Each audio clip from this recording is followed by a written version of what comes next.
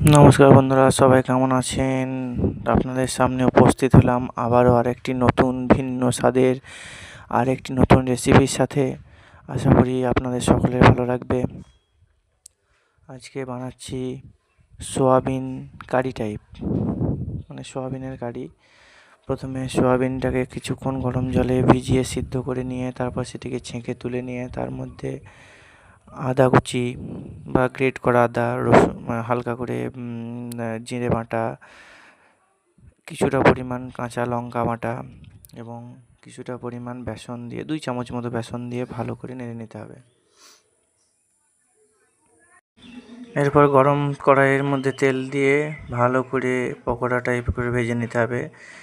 ভাজা হয়ে গেলে তেলের মধ্যে কিছুটা পরিমাণ শুকনো লঙ্কা, একটু 5 ফোড়ন, দুটো তেজপাতা এবং কিছুটা পরিমাণ 1টা কি 2টো মতো টমেটো কুচিয়ে জলের তেলের মধ্যে দিয়ে সামান্য একটু লবণ, একটু হলুদ গুঁড়ো এবং একটু জিরের গুঁড়ো দিয়ে মিশ্রণটিকে ভালো করে নাড়িয়ে নিতে হবে।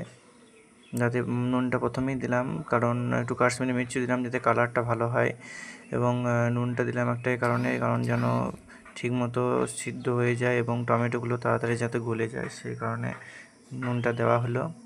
এবং ভালো করে মশলাটাকে নাড়িয়ে নেওয়া হচ্ছে।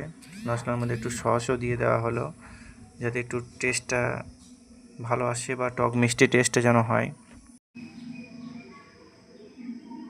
এবং অল্প একটু চিনি দিয়ে দেওয়া হলো, স্বাদ মতো চিনি দেওয়া হলো যাতে একটু মিষ্টতার ভাবটা থেকে যায়, টক মিষ্টি ঝাল ঝাল যেন হয় সেই কারণে। এবং মশলাটির কালারও খুব সুন্দর এসেছে। তার মধ্যে মশলাটি একটু তেলে হয়ে যাওয়ার পর তার মধ্যে একটা বড় আলুর অর্ধেকটা সিদ্ধ করে ভালো করে গ্রেট করে বা স্ম্যাশ করে দিয়ে আনলাম যাতে করে মশলার মিশ্রণটি খুব ভালো হয় এবং মশলাটি একটু গাঢ় টাইপ হয়। সেই কারণে দেখুন মশলা থেকে কি সুন্দর তেল ছাড়তে শুরু করেছে। যখনই মশলা থেকে তেল ছাড়তে শুরু করবে তখন মশলাটিতে অল্প অল্প করে কিছুটা করে জল দিতে হবে এবং জল দিয়ে একটু স্যুপ টাইপ বানিয়ে নিতে হবে, ঝোল টাইপের বানিয়ে নিতে হবে।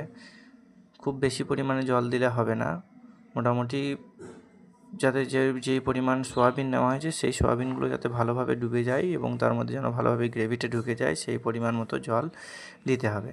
জল দেওয়ার পর দেখুন ফুটতে শুরু করেছে। যখনই ফুটতে শুরু করবে তখন ভালো করে আগে প্রথমে ফুটিয়ে নিতে হবে প্রথমে ভালো করে। তবে ফুটিয়ে নেওয়ার পর তার মধ্যে কিছুটা পরিমাণ মতো গরম মশলার গুঁড়ো দিয়ে দিতে হবে। গরম মশলার গুঁড়োটা দিয়ে ভালো করে একটু নাড়িয়ে চাড়িয়ে নিতে হবে সমস্ত মশলার মধ্যে যেন